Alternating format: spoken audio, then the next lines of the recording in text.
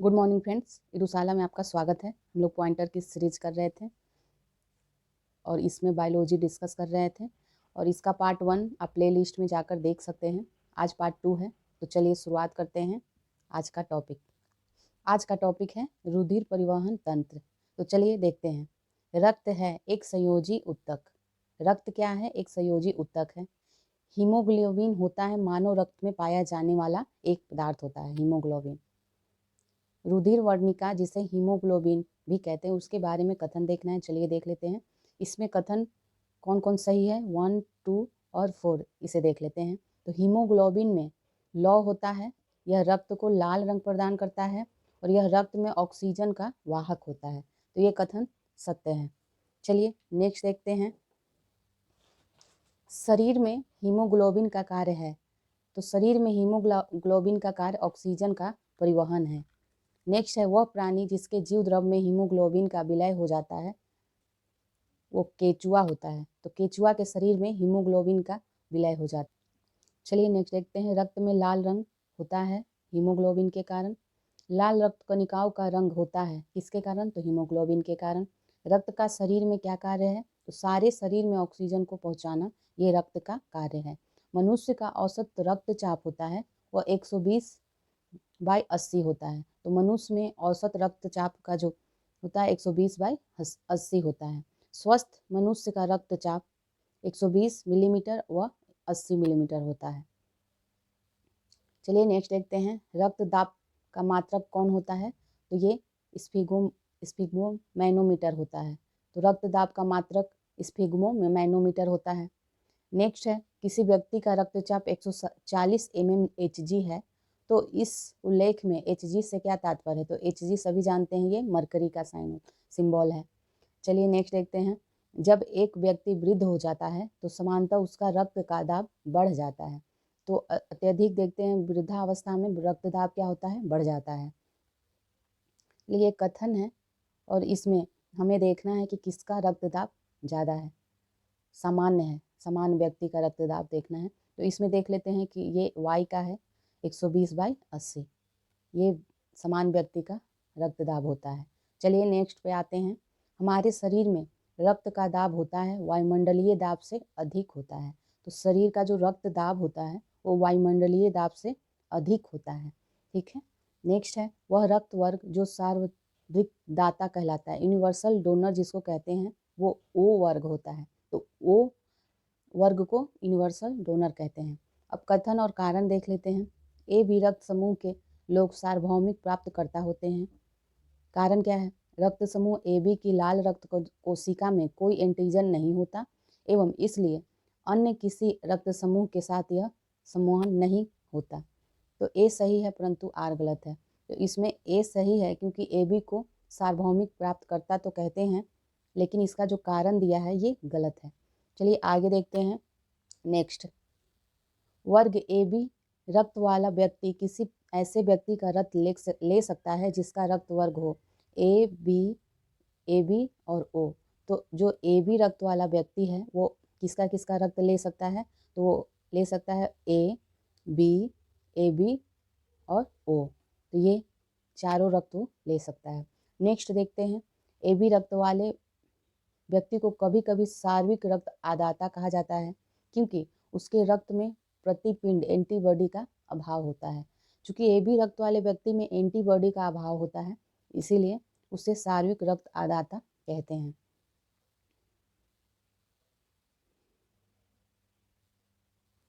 चलिए नेक्स्ट देखते हैं। एक व्यक्ति, इसमें कथन दिया हुआ है, पढ़ लेते हैं। एक व्यक्ति जिसका रक्त समूह ए है सड़क दुर्घटना में गंभीर रूप से घायल हो जाता है तथा चिकित्सक रक्तदान की सलाह देते हैं। उसके संबंधियों को रक्तदान हेतु कहा जाता है, जिनके रक्त समूह इस प्रकार हैं: पत्नी ओ, भाई ए बी, पुत्र ए और पुत्री ओ। तो इनमें से देखना है कि घायल व्यक्ति को किस को रक्तदान हेतु रक्तदान कौन कौन कर सकते हैं। तो इनमें ये 3 लोग हैं जो रक्तदान कर सकते हैं: पत्नी, पुत्र और पुत्री, जिनका ओ ब्लड ग्रुप है, ए और ओ। ये तीनों ब्लड ग्रुप वाले व्यक्ति रक्तदान कर सकते हैं। चलिए आगे देखते हैं। अज्ञात रुधिर वर्ग का एक व्यक्ति गंभीर रूप से दुर्घटनाग्रस्त हो जाता है और उसे तुरंत रक्त आदान की जरूरत पड़ती है। अस्पताल में आसानी से उपलब्ध वह रुधिर वर्ग जिसका रक्त आदान के लिए उपयोग सुरक्षित होगा, ये है वो निगेटिव। ओ है RH फैक्टर माइनस। ठीक है, नेक्स्ट है रक्त समूहों की खोज किसने की थी? तो ये कार्ल लैंडस्टीनर ने की थी। RH कारक का नाम संबंधित है एक बंदर से, तो RH जो कारक है वो बंदर से आया था। नेक्स्ट देखते हैं, एक विवाहित दंपति ने एक बालक को गोद लिया। इसके कुछ वर्ष उपरांत उन्हें जुड़वा पुत्र हुए। दंपति में एक का वर्ग AP पॉजिटिव है, दूसरे का O निगेटिव है। तीनों पुत्रों में से एक का रक्त वर्ग A पॉजिटिव है, दूसरे का B पॉजिटिव है और तीसरे का O पॉजिटिव है। तो गोद लिए गए पुत्र का रक्त कौन सा होगा ये बताना था, तो ये है O पॉजिटिव। ठीक है, नेक्स्ट है, यदि एक पिता का रक्त वर्ग A है और माता का O है तो उसके पुत्र का क्या हो सकता है? तो O अथवा A दोनों हो सकता है। चलिए नेक्स्ट देखते हैं, किसी एक सामान्य व्यक्ति के रक्त का pH स्तर 7.35 से 7.45 होता है। तो रक्त का pH मान कितना होता है? 7.35 से 7.45। ठीक है, रक्त का pH मान लगभग 7.4 होता है। एंटीजन वह पदार्थ है जो प्रतिपिंड के निर्माण को उद्दीप्त करता है। तो एंटीजन किसे कहते हैं? एंटीजन उसे कहते हैं जो प्रतिपिंड के निर्माण को उद्दीप्त करता है। चलिए नेक्स्ट देखते हैं, प्रतिजन ऐसा पदार्थ है प्रतिरक्षा तंत्र को परिवर्तित करता है। एंटीजन्स की मूल विशेषता क्या है? तो एंटीजन की मूल विशेषता है कि वे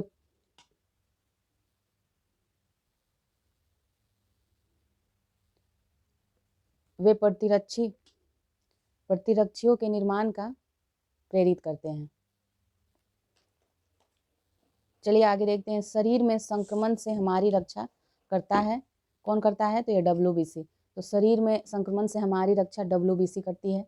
सफेद रक्त कण का मुख्य कार्य होता है रोग प्रतिरोधक क्षमता धारण करना। नेक्स्ट है, रुधिर के प्लाज्मा में एंटीबॉडी निर्मित होती है लिम्फोसाइट द्वारा। तो एंटीबॉडी का निर्माण लिम्फोसाइट द्वारा होता है।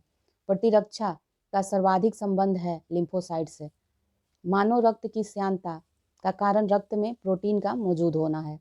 मानव के श्वेत रक्त कणों का व्यास होता है, तो देख लेते हैं 0.007 मीटर। तो जो WBC होती है उसका व्यास होता है 0.007 मीटर। नेक्स्ट है, रुधिर में श्वेत रक्त कणिकाओं की अत्यधिक मात्रा में उपस्थिति को रोग विज्ञान की भाषा में ल्यूकेमिया कहते हैं। तो जब श्वेत रक्त कणिकाओं की अत्यधिक मात्रा हो जाती है तो उस रोग को क्या कहते हैं? ल्यूकेमिया कहते हैं। नेक्स्ट है, लाल रक्त कणिकाएं मुख्यतः अस्थि मज्जा में बनती हैं। तो लाल रक्त कणिकाएं कहाँ बनती हैं? अस्थि मज्जा में। WBC का बनना और RBC का विनाश प्लीहा में होता है। तो WBC का बनना और RBC का विनाश प्लीहा में होता है। रक्त ग्लूकोज स्तर समानतः व्यक्त किया जाता है मिलीग्राम प्रति डेसीलीटर में। हृदय को रक्त का संभरण करने वाली धमनियों कहलाती हैं, ये हृदय धमनियाँ कहलाती हैं। नेक्स्ट है, रक्त को थक्का बनने में फाइब्रिनोजिन को फाइब्रिन के परिवर्तन में भाग लेने वाले एंजाइम है थ्रोम्बिन है। तो जो रक्त का थक्का जमने में इम्पोर्टेंट एंजाइम का कार्य करता है वो थ्रोम्बिन है। ठीक है, नेक्स्ट है, वह शारीरिक प्रक्रम जिसमें थ्रोम्बिन का संबंध है वो है रक्त जमाव। प्लाज्मा में जल का प्रतिशत 90% होता है। तो प्लाज्मा में 90% जल होता है। किसी समान व्यक्ति में रक्त के संदर्भ में सही कथन क्या है? कि रक्त में WBC की तुलना में बिंबाणु अधिक होते हैं। तो एक समान व्यक्ति में रक्त WBC की तुलना में बिंबाणु अधिक होते हैं। ठीक है, नेक्स्ट देखते हैं, मानव शरीर में ऑक्सीजन का अभिगमन होता है। तो ये सही क्रम क्या है ऑक्सीजन के अभिगमन का? तो पहले फुफ्फुस के द्वारा होता है, फिर रक्त के द्वारा, फिर ऊतक के द्वारा। ठीक है, तो सबसे पहले फुफ्फुस में आएगा, फिर रक्त के द्वारा, फिर ऊतक में। चलिए आगे देखते हैं, जब रक्त में ऑक्सीजन की सांद्रता में कमी आ जाती है तो श्वास बढ़ जाती है। कार्बन मोनोऑक्साइड विषाक्तता मुख्यतः प्रभावित करती है रक्त की ऑक्सीजन को वहन करने की क्षमता को। कार्बन मोनोऑक्साइड क्या करता है? हमारे शरीर में रक्त की ऑक्सीजन की जो वहन करने की क्षमता होती है उसको प्रभावित करता है मुख्य रूप से। ठीक है, इसलिए हमारे लिए विषाक्त होता है। निम्नलिखित कथनों पर विचार करते हैं, कथन और कारण है, देख लेते हैं।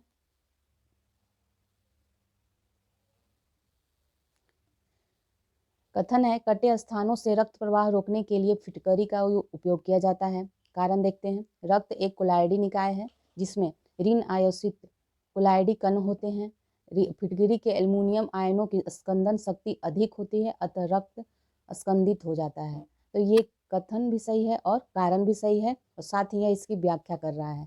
ठीक है, नेक्स्ट है, चलिए, एक ऐसा कृत्रिम रक्त जो प्लास्टिक रक्त की किस्म है जिसे किसी मरीज को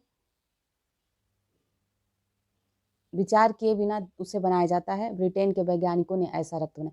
इसका सीधा सा मतलब है कि एक कृत्रिम रक्त है जो प्लास्टिक रक्त का किस्म होता है, ये किसी भी मरीज को दिया जा सकता है। ये ब्रिटेन के वैज्ञानिकों द्वारा बनाया गया है। चलिए अब नेक्स्ट टॉपिक देखते हैं, पाचन तथा उत्सर्जन। मानव शरीर में पाचन का अधिकांश भाग संपन्न होता है, कहाँ होता है? छोटी आंत में। मनुष्य की मुख गुहा में पाचन होता है कार्बोहाइड्रेट का। तो मनुष्य की मुख गुहा में पाचन होता है किसका? कार्बोहाइड्रेट का। लार सहयोगी होता है स्टार्च के पाचन में। मानव वृक्क के कार्य के संबंधित कुछ कथन है, चलिए उन पे विचार करते हैं। तो इसमें केवल दो सही है, तो इसे ही देख लेते हैं। बोमन संपुट से निष्पादित द्रव लघु नलिकाओं से गुजरता है, जहां अधिकांश ग्लूकोज का पुनरावशोषण होता है तथा वृक्क के शिरा में रक्त के पास वापस भेजा जाता है। नेक्स्ट है, मनुष्य शरीर में खून की शुद्धिकरण की प्रक्रिया को कहते हैं, क्या कहते हैं? डायलिसिस। तो मनुष्य में खून की शुद्धिकरण की प्रक्रिया को डायलिसिस कहते हैं। सत्य कथन है, शरीर में सारा रक्त किडनी के माध्यम से शुद्ध होता है। डायलिसिस किससे संबंधित है? तो वृक्क से। यूरिया रक्त से पृथक होता है गुर्दा द्वारा। वृक्क से औसत रक्त प्रवाह होता है 1200 सीसी प्रति मिनट। तो वृक्क से औसत रक्त प्रवाह कितना होता है? 1200 सीसी प्रति मिनट होता है। अपोहक जिसके कार्य संपादन हेतु प्रयुक्त होता है वो होता है वृक्क। तो अपोहक किसके कार्य के लिए प्रयुक्त होता है? यह वृक्क के लिए कार्य प्रयुक्त होता है। जब वृक्क कार्य करना बंद कर देता है तो जमा हो जाता है रक्त में नत्र जनित अपशिष्ट पदार्थ। एंजाइमों के संदर्भ में सही कथन क्या है? यह जैव उत्प्रेरक होते हैं और वे शरीर में उसी स्थान पर अपना कार्य करते हैं जहां ये उत्पादित होते हैं। ठीक है, तो ये एंजाइम के बारे में था कि ये जैव उर्वरक होते हैं, जैव उत्प्रेरक होते हैं, उर्वरक नहीं सॉरी, जैव उत्प्रेरक होते हैं। और नेक्स्ट है कि ये शरीर में उसी स्थान पर अपना कार्य करेंगे जहाँ ये उत्पादित होते हैं। ओके, चलिए नेक्स्ट देखते हैं, मानव गुर्दे का सामान्य कार्य देखते हैं। तो ये रक्त में जल की मात्रा का नियंत्रण करना, यूरिया को छान कर बाहर करना तथा कई हार्मोनों का स्रावन करना, ये मानव गुर्दे का कार्य है। नेक्स्ट है, पित्ताशय में उपस्थित पत्थर प्रभावित करता है वसा के पाचन का। अगर पित्ताशय में पत्थर हो जाता है तो ये किसके पाचन का प्रभावित करता है? तो ये है वसा के पाचन को प्रभावित करता है। चलिए कथन देख लेते हैं, मानव शरीर सेलुलोज के पाचन में असक्षम है। कारण क्या है? मानव शरीर में स्टार्च अपघटक एंजाइम डायस्टेट विद्यमान रहता है। तो ये और आर दोनों सही हैं और आर एक ही सही स्पष्टीकरण है। चलिए आगे देखते हैं, मानव वृक्क अस्मरी में पाया जाने वाला प्रमुख रासायनिक यौगिक कैल्शियम ऑक्जेलेट है। तो मानव के जो किडनी स्टोन में जो पाया जाता है उसमें कौन सा पदार्थ मेन रूप से होता है? मेन रूप से होता है कैल्शियम ऑक्जेलेट। मानव गुर्दे में बनने वाली पत्थरी कैल्शियम ऑक्जेलेट का होता है। चलिए कथन कारण देख लेते हैं, तो इसमें ए सही है, इसे ही देख लेते हैं। मानव शरीर में यकृत वसा के पाचन में महत्वपूर्ण भूमिका निभाता है। तो हमारे शरीर में जो यकृत है वो वसा के पाचन में बहुत बड़ी भूमिका निभाता है, और उसमें अगर स्टोन हो जाता है तो वसा के पाचन को बहुत बुरी तरह प्रभावित करता है। नेक्स्ट देखते हैं, एंजाइम है एक बायो उत्प्रेरक। तो एंजाइम क्या होते हैं? बायो उत्प्रेरक होते हैं, अभी हम लोगों ने जाना था। एंजाइम प्रोटीन ही होते हैं लगभग मूलतः। वह एंजाइम जो ग्लूकोज को इथेनॉल में परिवर्तन करने को प्रेरित करता है वो जाइमेज होता है। तो जाइमेज क्या करता है? ग्लूकोज को इथेनॉल में परिवर्तन कर देता है। जैविक सिस्टम में रासायनिक क्रिया की प्रक्रिया को तेज करने में उत्तरदायी कौन होता है? एंजाइम होता है। इनमें से लाइपेज, यूरिया, श्लेष्मा तथा हाइड्रोक्लोरिक अम्ल में से जिसकी उत्पत्ति यकृत का कार्य है यह यूरिया है। तो यूरिया का कार्य क्या है? यकृत जिसकी उत्पत्ति यकृत का कार्य है, यूरिया है। ठीक है, यह यकृत का कार्य है।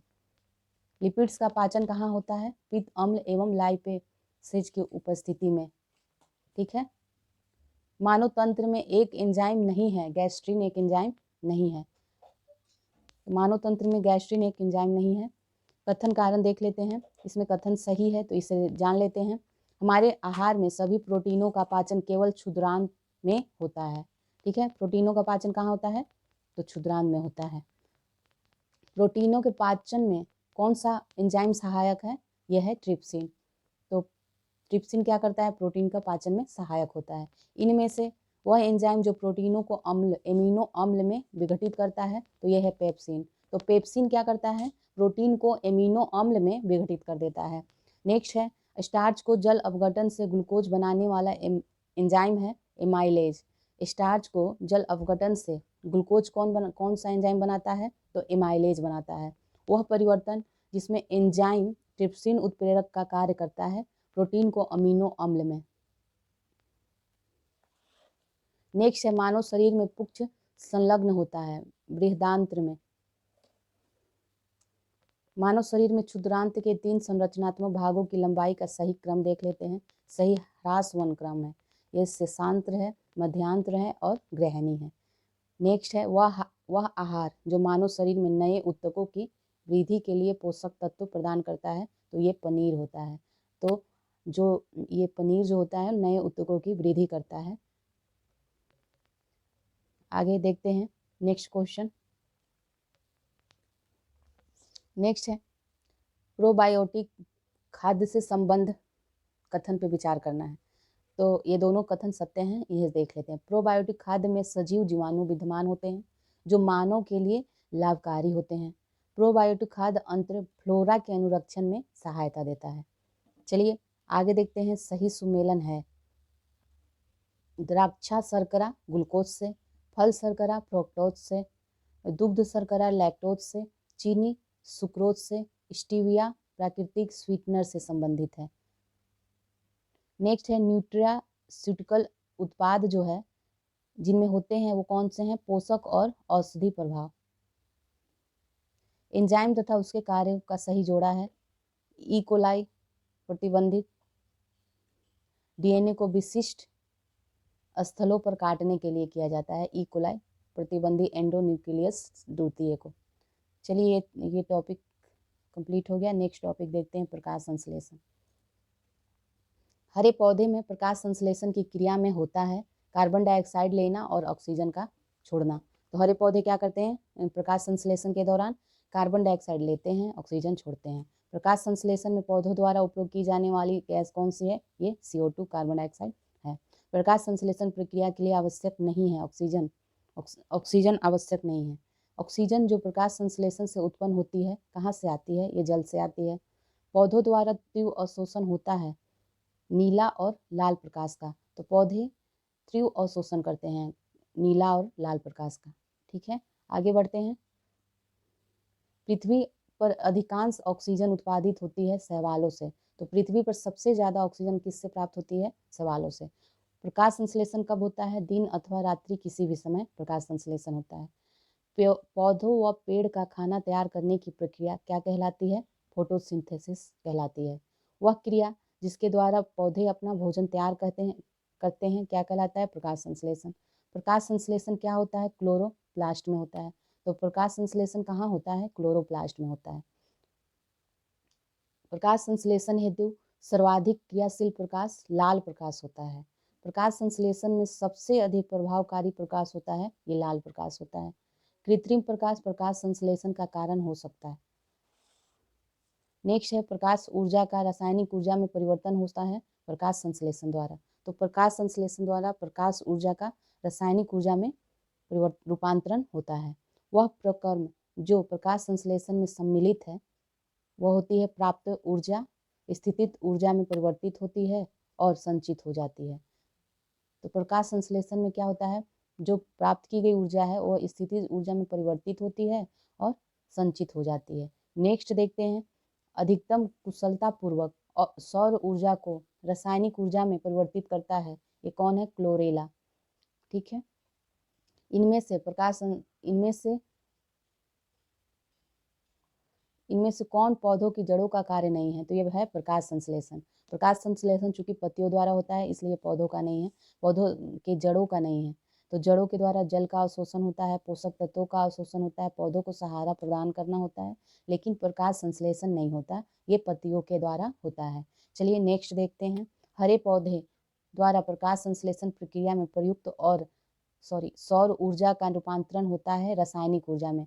तो प्रकाश, सीधी सी बात है, प्रकाश संश्लेषण के द्वारा सौर ऊर्जा का रूपांतरण रासायनिक ऊर्जा में होता है। नेक्स्ट देखते हैं, सही कथन देख लेते हैं।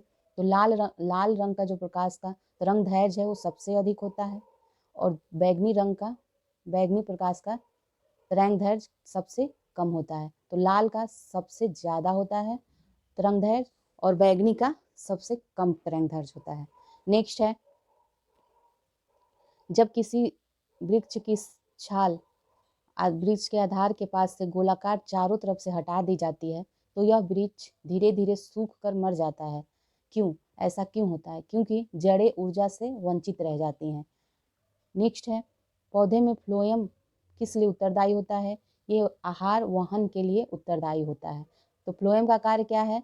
पौधों द्वारा जो भोजन बनाया गया है उसे वहन करने का कार्य फ्लोएम का कार्य होता है। नेक्स्ट है, कौन सा इनमें से कार्बन डाइऑक्साइड की मात्रा को नहीं बढ़ाता है? तो प्रकाश संश्लेषण।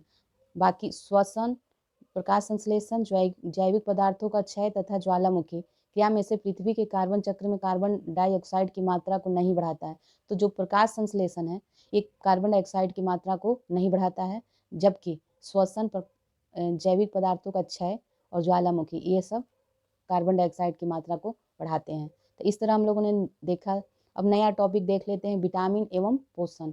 चलिए आगे बढ़ते हुए, विटामिन और पोषण। फंक ने किसका आविष्कार किया? विटामिन का। फंक के द्वारा विटामिन का आविष्कार किया गया। विटामिन क्या होते हैं? ये कार्बनिक यौगिक होते हैं। तो यौगिकों का वह समूह जिसे सहायक आहार कारक के रूप में जाना जाता है वह विटामिन होता है। ठीक है। नेक्स्ट है, इनमें से पौधों के विकास के लिए आवश्यक नहीं है। तो सोडियम, पोटेशियम, कैल्शियम और मैग्नीशियम, इनमें से सोडियम जो है पौधों के विकास के लिए आवश्यक नहीं है। और देख लेते हैं तो कौन कौन तत्व आवश्यक है। तो ये है पोटेशियम, कैल्शियम, मैग्नीशियम, ये पौधों के विकास के लिए आवश्यक हैं। निम्न में से बोरॉन, जस्ता, सोडियम, ताम्र में से पौधों के अनिवार्य पोषक नहीं है, ये सोडियम है। बाकी बोरॉन, जस्ता और ताम्र पौधों के लिए जरूरी है। ठीक है, सोडियम नहीं जरूरी है। चलिए नेक्स्ट देखते हैं, जीवधारियों को कम से कम 27 तत्वों की आवश्यकता होती है, जिनमें से 15 धातुएं हैं। इनमें से जो प्रभुत मात्रा में आवश्यक होती वे हैं potassium, sodium, magnesium, calcium. Mainly रूप से इन तत्वों की आवश्यकता होती है, पोटेशियम, सोडियम, मैग्नीशियम और कैल्शियम। नेक्स्ट देखते हैं, भोजन के वर्ग में प्रति यूनिट कैलोरी की मात्रा सर्वाधिक होती है वसा में। तो भोजन के वर्ग में देखें तो सबसे ज़्यादा वसा में प्रति यूनिट कैलोरी अधिक होती है। सेव के हृदय रोगियों को विशेष महत्व होता है। सेव का डॉक्टर बोलता है ना सेव खाने के लिए, तो सेव का हृदय रोगियों के लिए क्या महत्व होता है, क्यों बोला जाता है सेव खाने के लिए? तो ये चूँकि पोटेशियम का बहुत अच्छा स्रोत होता है, इसीलिए हृदय रोगियों को बोला जाता है सेव खाने के लिए। नेक्स्ट है, आहार में नियमित रूप से ताजे फल और सब्जियां ग्रहण करना वांछनीय है, क्योंकि ये ऑक्सीकरण रोधी तत्वों के अच्छे स्रोत होते हैं।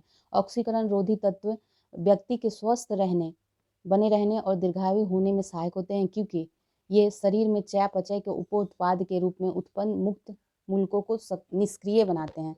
तो ये ऑक्सीकरण रोधी तत्व के तत्व होते हैं स्वस्थ और दीर्घायु बनाने में सहायक होते हैं। क्यों होते हैं? तो ये शरीर में चयापचय की जो क्रिया होती है उसको निष्क्रिय करते हैं, बनाए रखते हैं। नेक्स्ट सही सुमेलन देख लेते हैं विटामिन के साथ।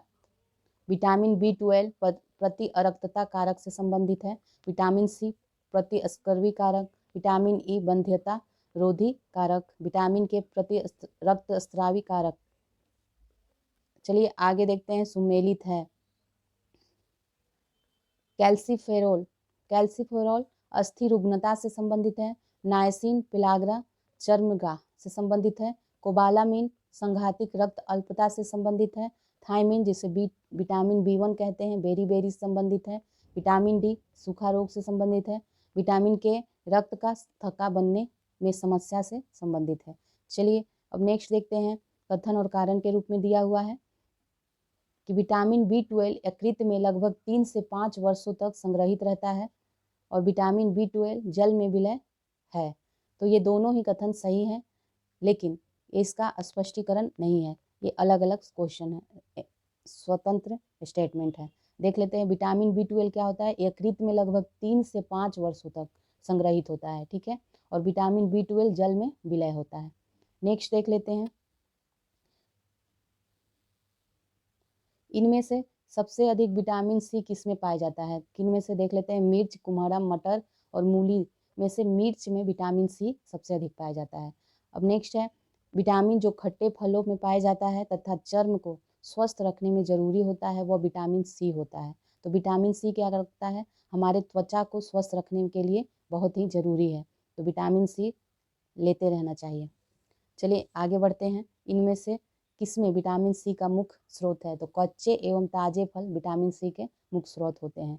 कंचन एक उन्नत किस्म है आंवला का, तो कंचन किसका अच्छा किस्म है, ये आंवले का है। आगे देखते हैं, सेव, आम, आंवला दूध में सबसे अधिक विटामिन सी का किस में पाया जाता है, तो ये आंवला में पाया जाता है। तो आंवला जो है बहुत ही महत्वपूर्ण है, विटामिन सी के लिए सबसे उत्तम स्रोत होता है। और ना ही विटामिन सी के लिए इसमें और भी कई पोषक तत्व पाए जाते हैं, जैसे विटामिन ए, देख लीजिए बहुत सारी चीज़ें पाई जाती है, इसलिए आंवला का सेवन जरूर से जरूर करना चाहिए। नेक्स्ट देखते हैं, गाजर, अमरूद, आम तथा संतरा में विटामिन सी की मात्रा सर्वाधिक होती है। तो संतरा में विटामिन सी की मात्रा सबसे ज़्यादा होता है। विटामिन सी का अच्छा स्रोत आंवला है। विटामिन सी का रासायनिक नाम क्या है, स्कॉर्बिक अम्ल है। विटामिन सी का रासायनिक नाम क्या है, स्कॉर्बिक अम्ल। इनमें से विटामिन सी सबसे अधिक कौन है, संतरा में। सब एक ही क्वेश्चन है। आगे बढ़ते हैं, घाव को भरने में सहायक होता है विटामिन सी। तो विटामिन सी घाव को भरने में भी सहायक होता है। ये देखिए, ये बहुत ही इंपॉर्टेंट है, इसीलिए विटामिन सी मदद करता है लौह के अवशोषण में, ठीक है। Vitamin A, vitamin C, vitamin B और विटामिन ई जो शरीर में भंडारित नहीं होता है वो विटामिन सी है। तो शरीर में भंडारित नहीं होता है वह विटामिन कौन सा है, तो वह विटामिन सी है। विटामिन सी शरीर में भंडारित नहीं होता है। चलिए नेक्स्ट देखते हैं, वह विटामिन जिसकी कमी से खून का थक्का धीरे बनने की बीमारी होती है, विटामिन के। तो विटामिन के की कमी से खून का थक्का धीरे बनता है।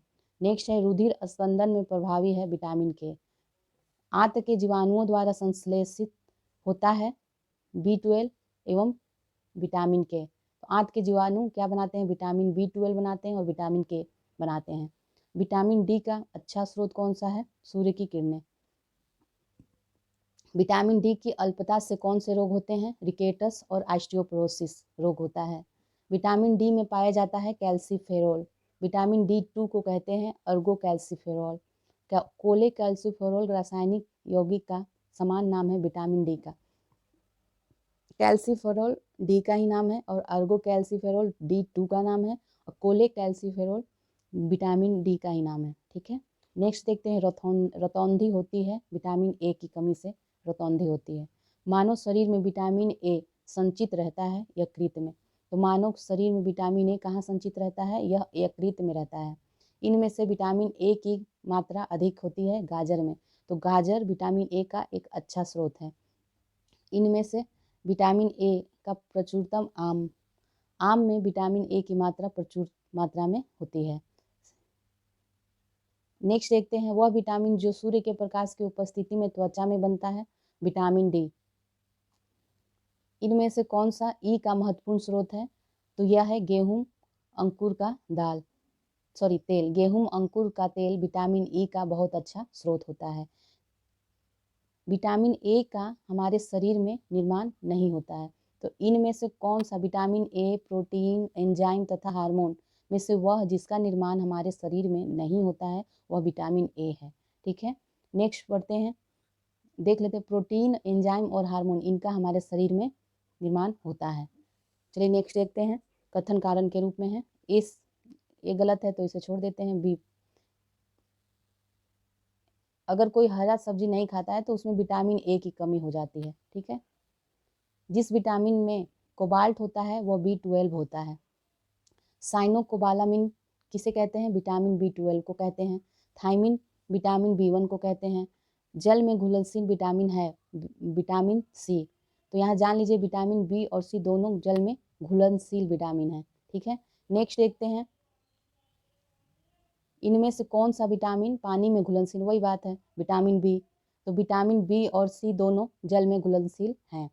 चलिए नेक्स्ट है, एक मनुष्य को बेरी सूखा रोग व स्कर्वी की बीमारी यदि वह नहीं ले रहा है, अगर किसी मनुष्य को बेरी सूखा रोग और स्कर्वी की बीमारी होती है तो क्या कौन सा विटामिन नहीं ले रहा है? तो यह विटामिन B1, डी और सी की कमी से होते हैं। बेरी का रोग जान ही रहे हैं आप लोग, B1 की कमी से, सूखा रोग डी की कमी से और स्कर्वी का रोग सी की कमी से होता है।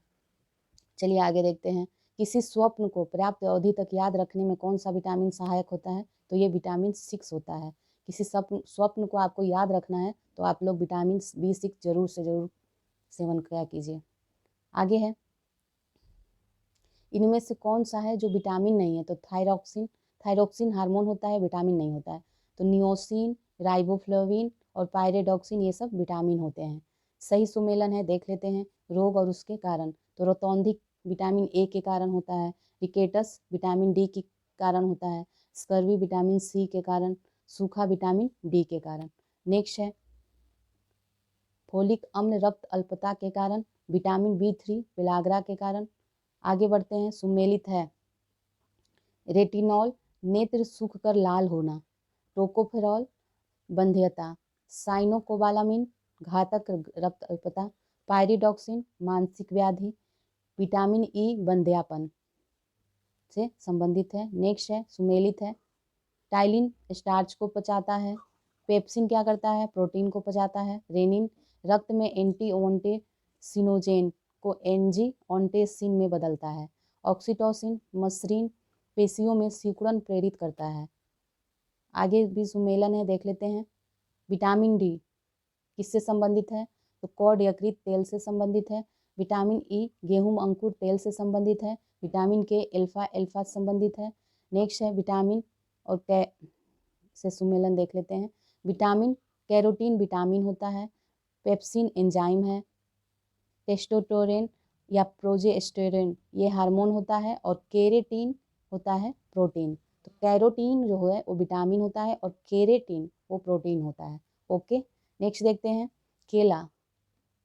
केला जो एक फल के रूप में अत्यधिक मूल्यवान भोज्य पदार्थ माना जाता है कि प्रति 100 ग्राम में होता है तो ऊर्जा की 116 किलो कैलोरी। तो केला के प्रति 100 ग्राम में ऊर्जा की कितनी मात्रा होती है? 116 किलो कैलोरी होती है। नेक्स्ट है, प्रोटीन की अधिकतम मात्रा पाई जाती है सोयाबीन में। तो प्रोटीन की अधिकतम मात्रा सोयाबीन में पाया जाता है। सबसे अधिक प्रोटीन किसमें पाया जाता है? सोयाबीन के दाने में। इनमें से कौन सा प्रोटीन का अच्छा स्रोत है? तो मूंगफली। तो चावल, मूंगफली तथा सेव में प्रोटीन का सबसे अच्छा स्रोत होता है मूंगफली। मूंगफली प्रोटीन और वसा दोनों की प्रचुरता पाई जाती है। मूंगफली में प्रोटीन व वसा दोनों की प्रचुरता पाई जाती है, ठीक है। बाल जिस प्रोटीन का बना होता है उसे क्रिएटिन कहते हैं। तो बाल क्रिएटिन नामक प्रोटीन का बना होता है। मानव के बाल और नख दोनों में क्रिएटिन नामक प्रोटीन विद्यमान होता है। इनमें से वह पदार्थ जो प्रोटीन नहीं है, तो कपास प्रोटीन नहीं है। नेक्स्ट है, प्रोटीन की प्रचुरता वाले खाद्य पदार्थों में उपस्थित एमिनो अम्ल टायरोसिन के बारे में सत्य नहीं है। यह बुढ़ापे के लिए उत्तरदायी मुक्त मूलकों के विरुद्ध रक्षा कर सकता है, तो ये सत्य नहीं है। नेक्स्ट है, गेहूं में रोटी बनाने के गुणों को प्रभावित करने वाला पदार्थ है ग्लूटीन। गेहूं में जो रोटी बनाते हैं उसमें ग्लूटीन पाया जाता है। आगे देखते हैं, एक कठोर परिश्रम करने वाले पुरुष की दैनिक ऊर्जा की आवश्यकता 4000 किलो कैलोरी होनी चाहिए। एक गिलास पानी से मिलता है 0 कैलोरी ऊर्जा। भोजन का प्रमुख अंग कार्बोहाइड्रेट होता है। लंबे समय की कसरत का मुख्य ईंधन कौन सा होता है? ये कार्बोहाइड्रेट होता है। आगे देखते हैं, हमारे शरीर में अम्लीयता तथा क्षारीयता के बीच जो संतुलन बनाए रखता है वो तत्व है फास्फोरस। तो हमारे शरीर में अम्लीयता और क्षारीयता के बीच संतुलन बनाने में जो तत्व सहायक होता है वह फास्फोरस होता है। ठीक है, नेक्स्ट है, इनमें से कौन एमिनो अम्ल जो होता है मानव शरीर में संग्रहित नहीं रहता है? इनमें से कौन लौह प्रचुर मात्रा में, करौंदा में लौह प्रचुर मात्रा में पाया जाता है? नेक्स्ट देखते हैं, निम्नलिखित खनिजों पर विचार करना है जो मानव शरीर में पेशियों के संकुचन के लिए जरूरत है। वो कौन से खनिज हैं? तो ये कैल्शियम, लौह और सोडियम तीनों ही जरूरत हैं। ठीक है, पालक के पत्तों में सबसे अधिक मात्रा आयरन की होती है। नेक्स्ट है, पालक सबसे अच्छा स्रोत है लौह का, पालक में लौह की मात्रा अधिक पाई जाती है। लौह का अंश सबसे अधिक हरी सब्जियों में पाया जाता है। बासमती चावल के दाने पकाने पर लंबे हो जाते हैं क्योंकि इसमें एमाइलेज का बाहुल्य होता है। दूध में मिठास किससे आती है? लैक्टोज की उपस्थिति के कारण दूध में मिठास आ जाती है। दूध में विद्यमान सैकेराइड लैक्टोज होता है। दूध खराब हो जाता है क्योंकि इसमें लैक्टोबैसिलस बैक्टीरिया रहता है। दूध का दही में परिवर्तन बैक्टीरिया के द्वारा होता है। चलिए आगे देखते हैं, गाय के दूध के हल्के पीले रंग का कारण क्या है? ये कैरोटीन की उपस्थिति है। गाय का दूध पीले सफ़ेद रंग का होता है, इसका कारण है कैसीन प्लस कैरोटीन। तो कैसीन के साथ कैरोटीन की उपस्थिति के कारण दूध पीले सफ़ेद रंग का हो जाता है। चलिए आगे बढ़ते हैं, भैंस के दूध में औसत वसा की मात्रा 7.2% होती है। तो भैंस के दूध में ज़्यादा वसा होता है 7.2%। नेक्स्ट है, दूध को पचाने के लिए आवश्यक एंजाइम रेनिन और लैक्टेज मानव शरीर में लुप्त हो जाते हैं 6 से 15 वर्ष की आयु के मध्य। नेक्स्ट है, माँ का दूध नवजात को लगभग संपूर्ण आहार प्रदान करता है किंतु इसमें अभाव होता है लौह का। तो माँ के दूध में लौह नहीं पाया जाता है। दुग्ध प्रोटीन को पचाने वाले एंजाइम रेनिन होते हैं। कैसीन दुग्ध होता है प्रोटीन। दूध का धवल रंग जो होता है, दूध का वाइट रंग जो होता है कैसीन की उपस्थिति के कारण होता है और ये क्या होता है? ये एक प्रोटीन होता है। इनमें से कौन सा है जो दूध में पाया जाता है? तो कैसीन दूध में पाया जाता है। शरीर में ऊतकों का निर्माण प्रोटीन से होता है। नेक्स्ट है, मानव शरीर की धीमी वृद्धि होती है, प्रोटीन की कमी के कारण धीमी वृद्धि होती है। नेक्स्ट है, वह जैव रूपांतरण जो मानव शरीर को अधिकतम ऊर्जा प्रदान करता है एटीपी से एडीपी अणु। ठीक है, श्वसन में ऊर्जा उत्पादित होती है एटीपी के रूप में। ऊर्जा का उत्पादन किस रूप में होता है? एटीपी के रूप में होता है। अब सुमेलन देख लेते हैं, विटामिन B12 कोबाल्ट से, हीमोग्लोबिन, लोहा, क्लोरोफिल, मैग्नीशियम, चैल्कोपाइराइट, तांबा, कॉपर, पीतल, तांबा, खाने का नमक सोडियम क्लोराइड, कपड़े धोने का सोडा सोडियम कार्बोनेट। नेक्स्ट है B2, विटामिन B2 को क्या कहते हैं? Riboflavin, vitamin B6 pyridoxine, vitamin B12 cobalamin. Next है, मानव शरीर में पॉलिश किए गए चावल के उपयोग से कौन सा रोग हो जाता है? तो ये बेरी का रोग हो जाता है।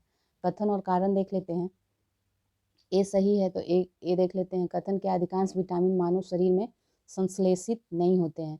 तो अधिकतर विटामिन मानव शरीर में संश्लेषित नहीं होते हैं, ये हमें बाहर से लेना पड़ता है। चलिए आगे देखते हैं, गंधक सूक्ष्म तत्व नहीं है। इसमें से कौन सूक्ष्म तत्व नहीं है? लोहा, जस्ता, गंधक, मैग्नीज। तो ये गंधक है जो सूक्ष्म तत्व नहीं है। पपीता में क्या पाया जाता है? तो पपीता में विटामिन C पाया जाता है। ठीक है, आम, पपीता, गाजर, दूध में विटामिन A का स्रोत कौन नहीं है? तो दूध जो है विटामिन A का स्रोत नहीं होता है। ठीक है, एल्फा क्रिएटिन एक प्रोटीन है त्वचा में उपस्थित। तो एल्फा क्रिएटिन कहाँ उपस्थित है? त्वचा में उपस्थित रहता है, यह एक प्रोटीन होता है। वे तत्व जो सभी प्रोटीन में विद्यमान रहते हैं ये कौन से तत्व हैं? तो ये हैं कार्बन, हाइड्रोजन, ऑक्सीजन और नाइट्रोजन। ये सारे प्रोटीन में विद्यमान रहते हैं। कौन कौन से तत्व हैं? कार्बन, हाइड्रोजन, ऑक्सीजन और नाइट्रोजन। ठीक है, चलिए आगे देखते हैं, प्रोटीन को विकृत नहीं करता है और रक्त किरणें प्रोटीन को विकृत नहीं करता है। नेक्स्ट है, तरुण तथा वृद्ध व्यक्तियों में प्रोटीन की आवश्यकता कैसी होती है? तो वृद्धों में उच्चतर होती है और तरुणों में न्यूनतर होती है। वृद्धों को ज़्यादा प्रोटीन की जरूरत होती है, तरुणों में न्यूनतर होती है। समान क्रियाशील महिला के लिए प्रोटीन की उपयुक्त दैनिक मात्रा है 45 ग्राम। दूध पिलाने वाली महिला को प्रतिदिन आहार में प्रोटीन की आवश्यकता 60 से 70 ग्राम की होती है। चलिए ये विशेषता है, बोतल के दूध पीने वाले बच्चे और माँ के दूध के पीने वाले बच्चे में विशिष्ट लक्षण जो पाया जाता है वो देख लेते हैं। तो वह कम मोटा होता है, उसमें रोगों का प्रतिरोध करने की क्षमता अधिक होती है, उसमें विटामिन और प्रोटीन अधिक मिलते हैं। तो जो बच्चे माँ का दूध पीते हैं ये उनकी विशेषता है कि वो कम मोटा होता है, उसमें रोगों का प्रतिरोध करने की क्षमता अधिक होती है और विटामिन और प्रोटीन अधिक मिलते हैं। चलिए नेक्स्ट देखते हैं। स्टार्च क्या है? एक पॉलीसेकेराइड है। कौन सा कथन सही नहीं है तो इसे छोड़ देते हैं। नेक्स्ट है प्रोटीन स्टार्च तथा रेशे में से लार की सहायता से पच जाता है स्टार्च। तो लार की सहायता से कौन पचता है? स्टार्च। वह विटामिन जिसे हार्मोन भी कहा जाता है, यह विटामिन डी है। रेटिनॉल, फोलिक अम्ल और स्कॉर्बिक अम्ल कैल्सीफेरोल में कौन विटामिन डी के सर्जन में पाया जाता है? तो कैल्सीफेरोल विटामिन डी के सर्जन में पाया जाता है। सही कथन है। दूध में vitamin B1, B2, नियोसिन, B6, B12 आदि पाए जाते हैं। ये सही कथन है। अति पोषण, अल्प पोषण तथा असंतुलित पोषण से क्या होता है? कुपोषण होता है। निम्न कथनों पर विचार करना है और इनमें जो सही है वो देखना है। तो मानव भोजन में वसा अम्लों का एक भाग होना चाहिए, ये सत्य है। सामान्य भोजन में 75 ग्राम वसा होना चाहिए। नेक्स्ट है आवश्यक वसा अम्लों की अनुपस्थिति से न्यूनता रोग उत्पन्न होते हैं। तो ये तीनों कथन सही हैं। नेक्स्ट है अलसी प्रचुर स्रोत होता है ओमेगा 3 वसीय अम्ल का। जो अलसी होता है ओमेगा 3 वसीय अम्ल का प्रचुर स्रोत होता है। ठीक है। नेक्स्ट है अल्फा लिनोलेनिक अम्ल अलसी का सर्वोत्तम स्रोत है। दूध में प्रोटीन और कार्बोहाइड्रेट के अतिरिक्त पोषणदायक अन्य तत्वों में सम्मिलित है कैल्शियम और पोटेशियम। दूध में प्रोटीन और कार्बोहाइड्रेट तो होता ही है, साथ ही कैल्शियम और पोटेशियम भी होता है। नेक्स्ट है कथन और कारण देख लेते हैं। फर्स्ट कथन सही है तो कथन देख लेते हैं। विटामिन बलवर्धक तत्व हैं जिनकी अच्छे स्वास्थ्य के लिए थोड़ी मात्रा में आवश्यकता होती है। ठीक है। आइए कथन कारण देख लेते हैं। मानव आहार में, ये गलत है, छोड़ देते हैं। अनिवार्य अमीनो अम्ल मानव शरीर में संश्लेषित नहीं किए जाते हैं, ये सही है। तो अमीनो अम्ल जो होता है मानव शरीर में संश्लेषित नहीं होता है। ओके। नेक्स्ट है सभी अनिवार्य अमीनो अम्ल उपस्थित होते हैं सोयाबीन तथा पशुओं से उत्पन्न खाद्य पदार्थों में पाए जाने वाले प्रोटीन में। तो सभी अनिवार्य अमीनो अम्ल जो है वो सोयाबीन में तो होते ही हैं, साथ ही पशुओं से जो उत्पन्न खाद्य पदार्थ होते हैं पाए जाने वाले प्रोटीन होते हैं उसमें। नेक्स्ट है हमारे शरीर में त्वचा तल के नीचे विद्यमान वसा व अवरोधक का काम शरीर की ऊष्मा के क्षय के विरुद्ध करती है। जो हमारे शरीर में त्वचा तल के नीचे वसा विद्यमान होता है वो शरीर की ऊष्मा के क्षय के विरुद्ध कार्य करता है। इनमें से वसा से चयापचयी प्रक्रम से अधिकतम ऊर्जा मिलती है।